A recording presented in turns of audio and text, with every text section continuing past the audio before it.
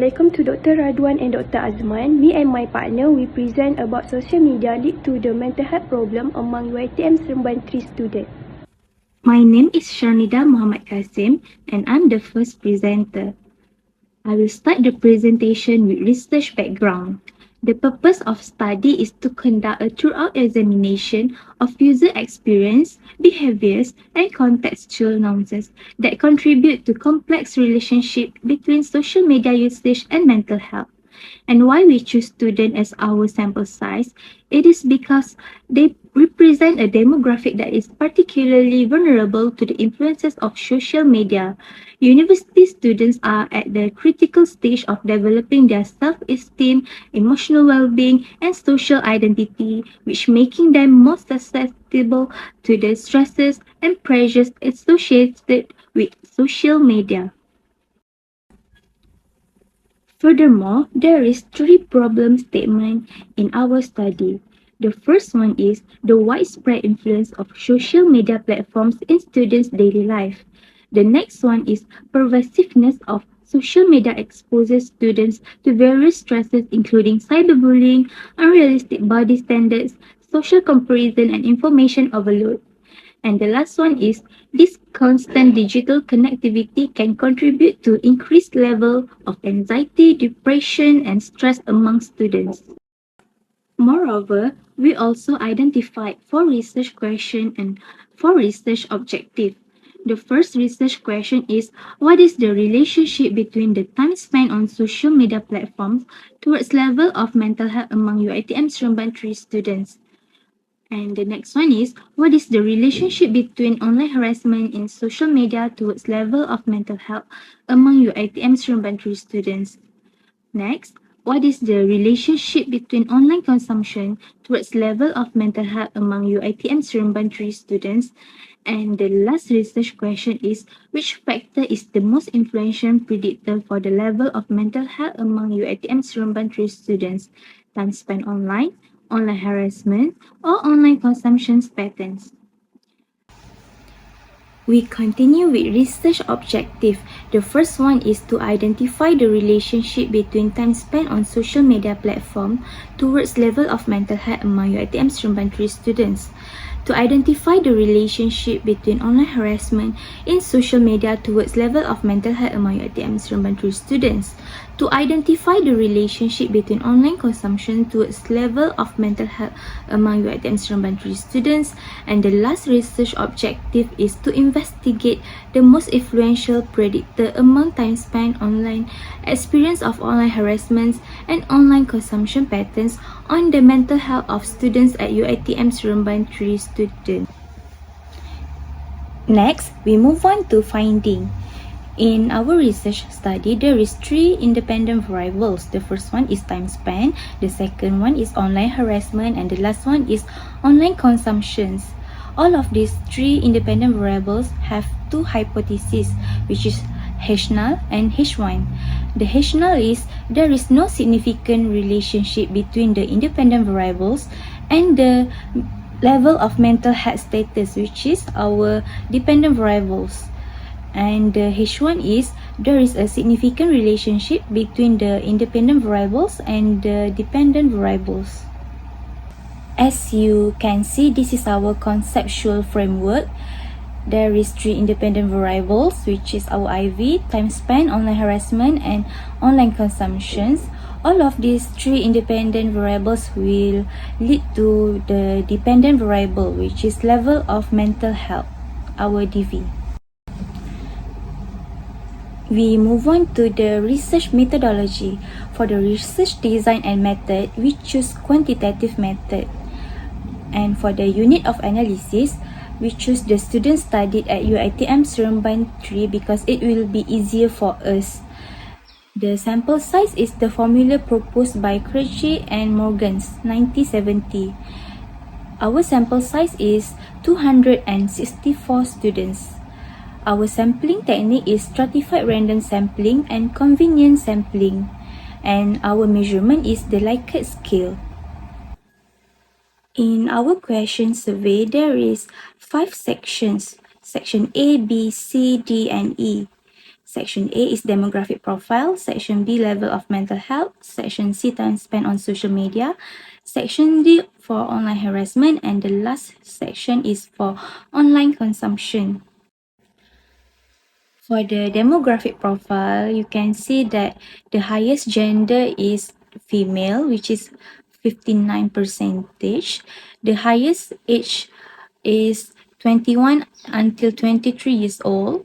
The highest faculty that answer our survey is from FSPPP, which is 68.9%, and the current academic undertaking is from bachelor degree, which is most of the students that answer our survey is from bachelor degree, which is 196 students, and the year of study is final year student. Most of the our students that answer the survey is from final year student. This is our reliability result. As you can see, all of Chromebooks alpha values excellent level of reliability, indicated by the coefficient value of 0.8 or higher value, which is still within the acceptable level. Hi, I'm NURNADIRA ROHANAN, the second presenter. I will continue explain about the descriptive analysis. Our descriptive analysis confirmed that all the data is normally distributed, fulfilling the assumption of normality. As shown in the table of normality test, all the variables have the value of skewness is between -1 and +1. The variable also have the value of kurtosis fall between -3 and +3. Hence, the data can be categorized as normally distributed. Moving on to the slide percent correlation 1. Our first objective was to determine if the amount of time students spend on social media correlates with their mental health. The analysis revealed a percent correlation coefficient of 0.735 with a p-value of 0.000, which is less than 0.05. This indicates a significant positive relationship between the time spent on social media and the level of mental health among students. Therefore, we accept H1 hypothesis 1. The second percent correlation. The objective was to investigate the relationship of online harassment on student mental health. Our findings show a percent correlation coefficient of 0.755 with a p-value of 0.000, which is less than 0.05. This demonstrating a significant positive relationship between online harassment and mental health. Consequently, H1 is accepted. Next, the percent correlation number 3. The third objective focused on the relationship between online content consumption and student mental health. The analysis yielded a percent correlation coefficient of 0.750 and p-value of 0.00, indicating a significant positive relationship between online consumption and mental health. Hence, H1 is accepted. Next, let's focus the slide about multiple regression. This multiple regression is to determine the most influence predictors. The result of the multiple regression analysis revealed an adjusted R-square value of 66.7%, indicating that nearly 2/3 of the variance in mental health levels among Uitm Seremban 3 students can be explained by the independent variables. The ANOVA test show a significant probability value with p-SAM to 0.00 and p-SAM to 0.001, confirming the model overall significance. Among the three predictors, online harassment has the highest beta value of 0.395. This indicates that online harassment is the most significant influence on student mental health. Next, I will explain about the research recommendation. The first research recommendation is educate on balance usage. To mitigate the negative impact of time spent on social media, educational programs should promote balanced usage and healthy online habits among students. By doing so, we can help students manage their time effectively and reduce potential mental health issues related to excessive social media use. Next, support system for victims. Given the significant impact of online harassment on mental health, it is crucial to develop strong support system for victims. Providing resources such as counseling, reporting mechanism, and peer support groups can help students cope with online harassment and improve their mental health well-being. The last research recommendation is positive content promotion. Encouraging the consumption of positive and uplifting content on social media can counteract the adverse effect of negative or harmful content. By promoting educational, inspirational, and supportive materials, we can enhance student mental health and foster a more positive online environment. Move to the other slides about research limitation and future research suggestion. There are three research limitations which are content variety, sample diversity, and collaborative research. Current research often oversimplifies social media usage by overlooking the diverse impacts on different content types on mental health. To address this, future studies should focus on the detailed categorization and analysis of various types of content consumed on social media to gain a clearer understanding on their specific effects.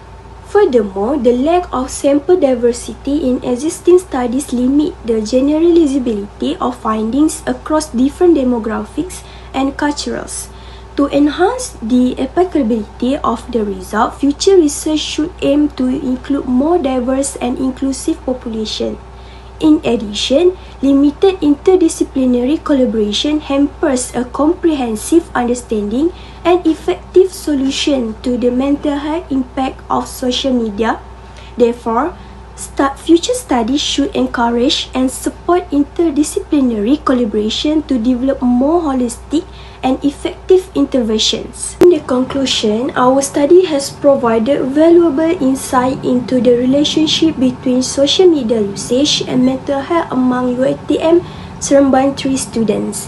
We found that all three independent variables, which are time spent on social media, online harassment, and online consumption, has significant positive correlation with the level of mental health. This means that increased engagement with social media is associated with higher mental health concern, highlighting the importance of targeted interventions.